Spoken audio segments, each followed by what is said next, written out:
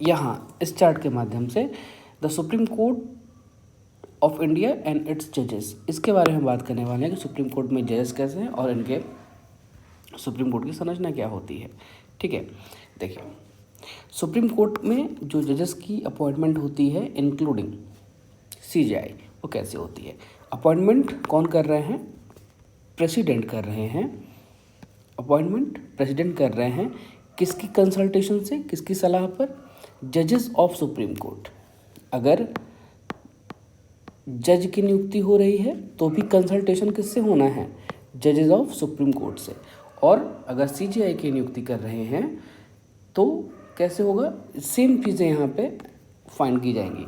और क्या लिखा हुआ है, फॉर जजेस अदर देन सीजेआई, अगर सीजेआई की नियुक्ति के अलावा अन्य जो जजेस की नियुक्ति करनी है उसमें कौन किसका कंसल्टेशन लेंगे, वो सीजेआई का कंसल्टेशन लेंगे।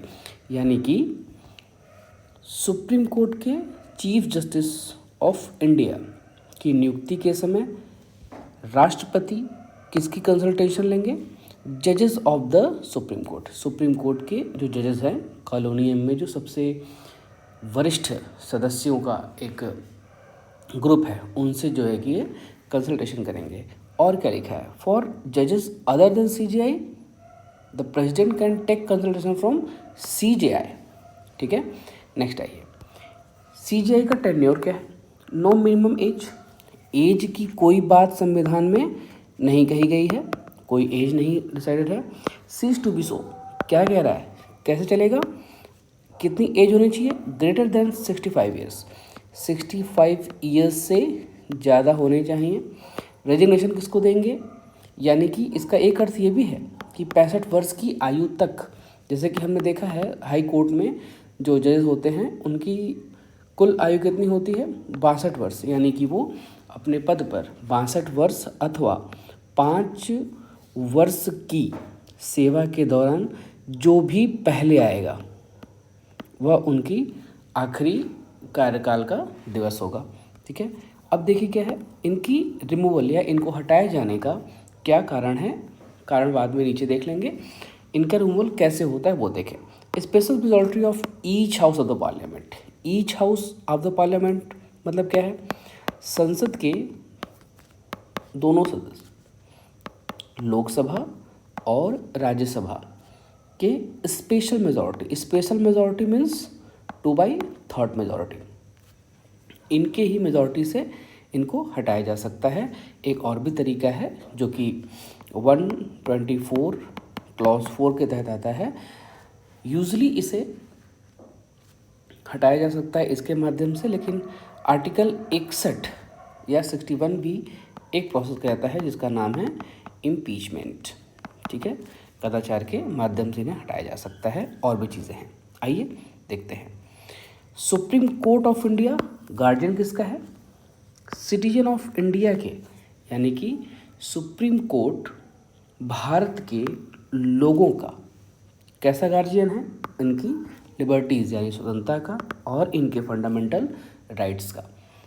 मूल अधिकार, मौलिक अधिकार और जो इनकी स्वतंत्रता का अधिकार है, उन सभी का रक्षक या गार्डियन कौन है, घर का बड़ा कौन है, तो सुप्रीम कोर्ट ऑफ इंडिया है।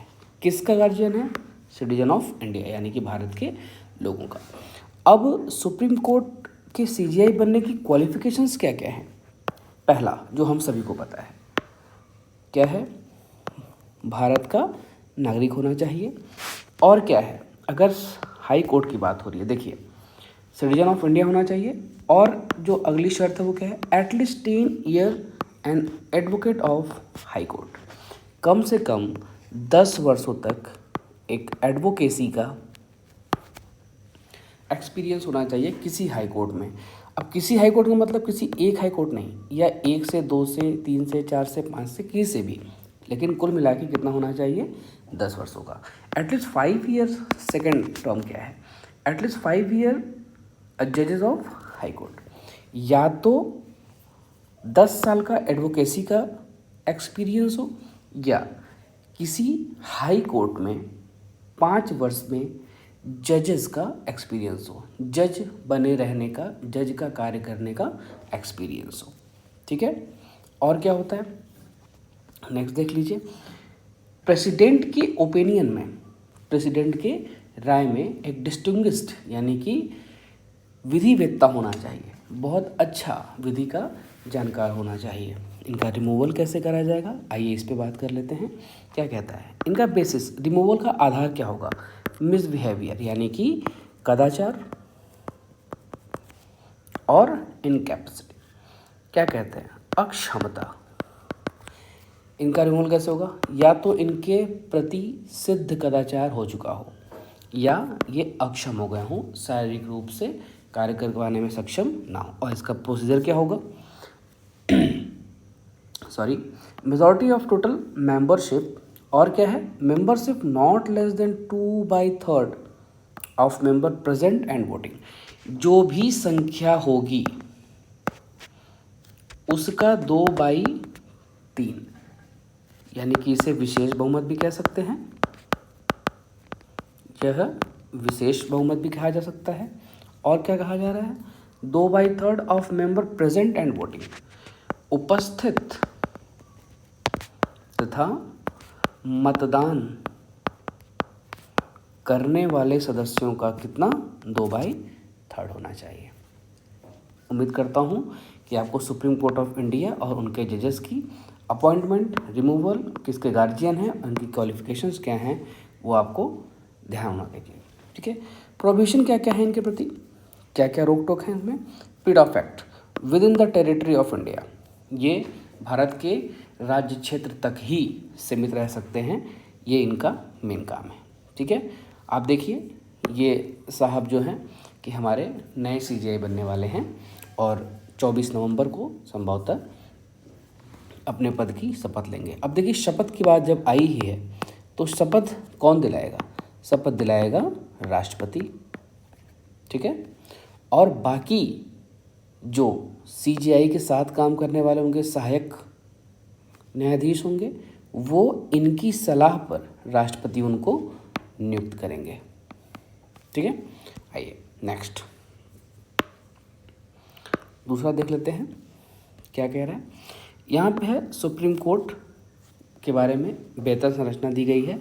कहाँ से कहाँ तक संविधान में इसका उल्लेख है, आर्टिकल 124 से लेके 147 तक ये बताया गया है। इसे आप पॉज करके ध्यान से देख सकते हैं। ठीक है, नेक्स्ट आइए, आपको मैं एक और चीज़ यहाँ पे दे रहा हूँ कि कॉलेजियम सिस्टम पे बहुत सारी चीज़ें जो हैं कि बात करी गई थी, और कॉलेजियम सिस्टम को लेके बहुत सारी धारणाएं, मनोविश्वास ऐसी बैठा ली गई हैं कि क्या है, कैसे काम करता है और ऐसा है। ठीक है, इसमें देखिए क्या लिखा हुआ है, ध्यान से देखिए।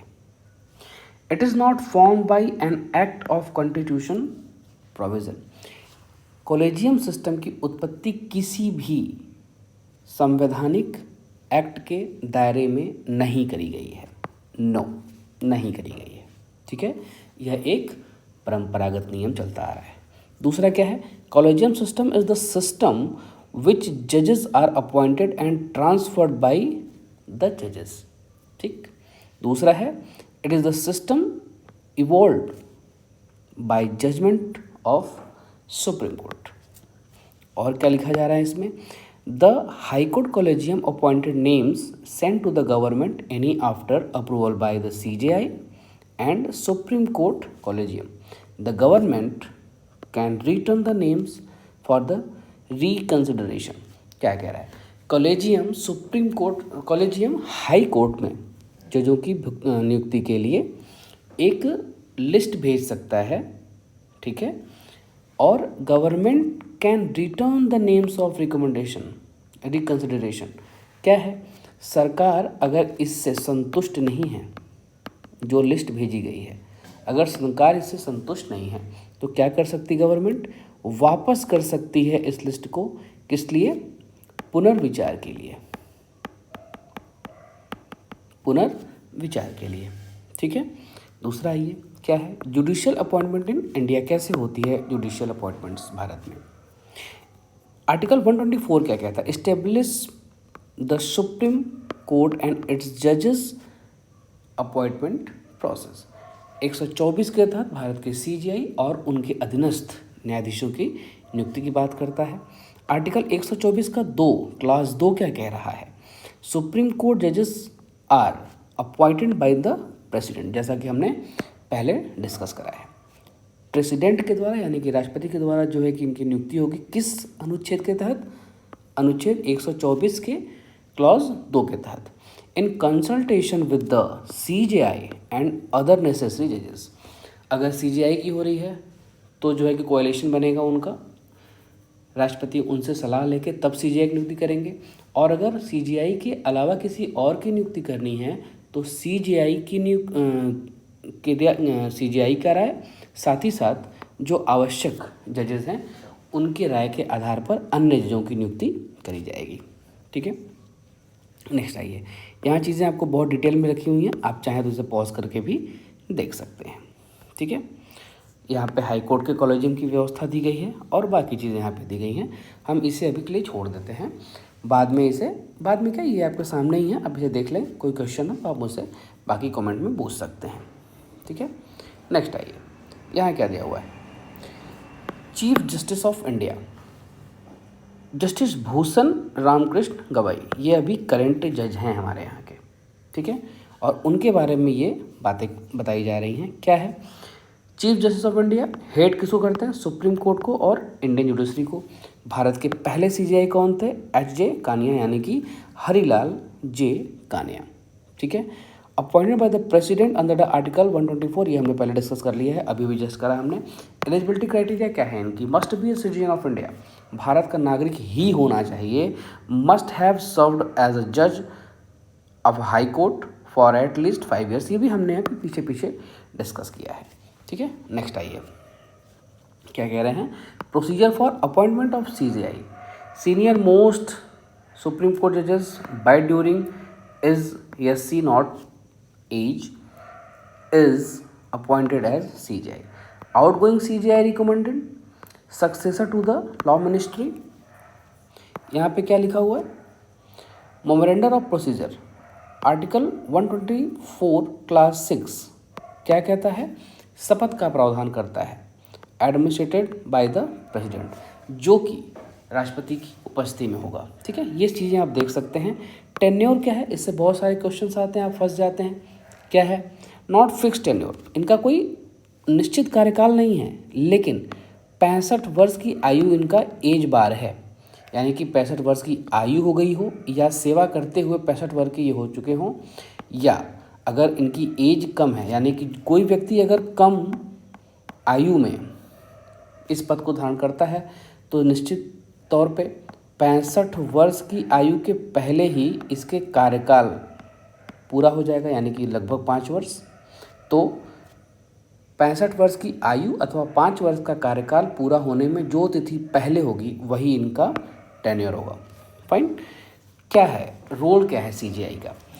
Role of master as he exclusively allocate cases to the different benches. इसे रोस्टर का मास्टर भी कहा जाता है। क्यों? क्योंकि ये सुप्रीम कोर्ट में आने वाले सभी केसेस को अलग अलग रोस्टर के माध्यम से, रोस्टर का मतलब किन जजों को कौन कौन से केस दिए जाएंगे, that will be decided only by the CJI। Head the collegium, collegium को हेड करते हैं। ठीक है, नेक्स्ट आइए। क्या लिखा हुआ है यहाँ पे? Act as first among equals in collective decision making. CJI भी अन्य जजों की भांति ही क्वालिफाइड हैं, पर थोड़े उनसे वरिष्ठ हैं, इसलिए इन्हें समान व्यक्तियों में थोड़ा उत्तम दर्जे के व्यक्ति का संज्ञा दिया जाता है, जो कि आपको बहुत